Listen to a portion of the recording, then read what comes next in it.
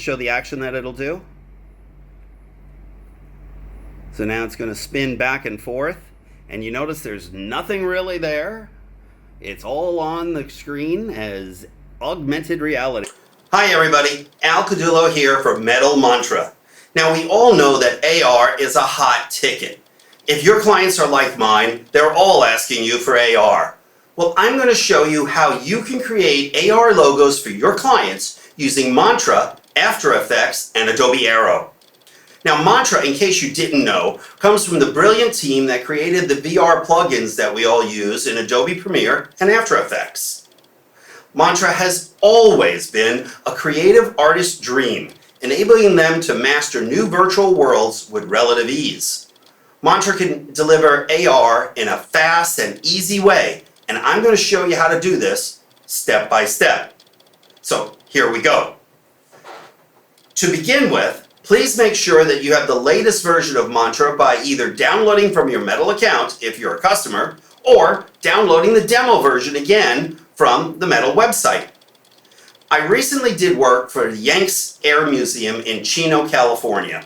Yanks is a fantastic museum dedicated to housing and restoring to original specifications vintage aircraft from American history. I love their logo, and I'm going to use that as my example in this exercise. The first step was to open the logo in Photoshop and create a PNG. Now once that's completed, I open After Effects with Mantra version 2 installed. The next step is to drag the Yanks logo into a new composition. Now we're also going to need a solid, so I right-click inside the comp area and create a black solid, and I make sure that the solid matches the comp resolution. Be sure that the solid is above the PNG on the timeline. Now go over to Effects and open the menu for Metal. Select Mantra, Graphics, and drag it into the solid. In the Effects control windows, there are a few quick adjustments to make. First, frame layout. Make sure it's set to rectilinear. Projected layer, from the drop-down menu, select Layer 2, the Yanks PNG. Open Extrusion and adjust the following. Extrusion depth. This is up to you as to how deep you want your AR logo. I chose 200.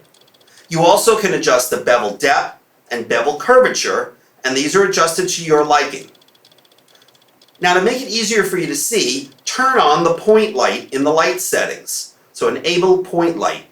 And then you can play around with the light, color, the azimuth, the elevation, and distance. But keep in mind that when you export this and you use it in Project Aero or any other AR app, these settings will not appear. Your AR logo will take on the lighting from its parameters in the area within the app. With your choices made, you're ready to export your 3D models for your AR logo. Now there are two options. Export to USDZ. USDZ is a 3D file format that shows up as AR content on a website when you click on it while reading the news or shopping. It's also used in iOS AR apps. It's like a PNG for 3D with optimizations for storage and sharing. Then there's export to GTF. GTF, GL transmission format, is a 3D file format that stores 3D model information in JSON format. It was adopted for the efficient transmission and loading of 3D scenes and models by applications. It was developed by the Chronoscope 3D Formats Working Group and is also described as JPEG of 3D by its creators. First, we're going to cover using it in Adobe Project Aero, which was introduced by Adobe to work with Apple's AR kit. Now I've exported it to my Creative Cloud set of folders and into the Project Aero folder. Now if you don't have one, just create one. I open my iPad and open the Aero app, and on the bottom left I select Create New. Now you'll notice that the camera is activated and the app is trying to find surfaces to place your AR object on. Once it finds a suitable surface, it's asked you to tap on the position, which will then select it as the anchor spot. Next, click the blue plus button, which will open a menu. Select Creative Cloud, and you should see your Project Aero folder. Open it up and select your 3D model. In my case, it was Yanks. The next window lets you open by clicking the lower right corner. The screen will prompt you to place the 3D object. Voila, you've done it. Now have some fun with your AR logo. Click on it, and across the bottom, you're going to have choices to do the following. You can move the AR object using X, Y, or Z coordinates. You can rotate the AR object, scale it. You can also add behaviors, and now this is where the fun begins. By selecting behaviors, you can assign actions and animations that are triggered in different ways. You have a choice of the initial trigger. This can happen when you start, tap, or by proximity. Then click Action, and you can choose from up to 12 different options, including having it open a URL. You can also stack actions and have multiple things happen in a specific order. What you choose is open to your imagination.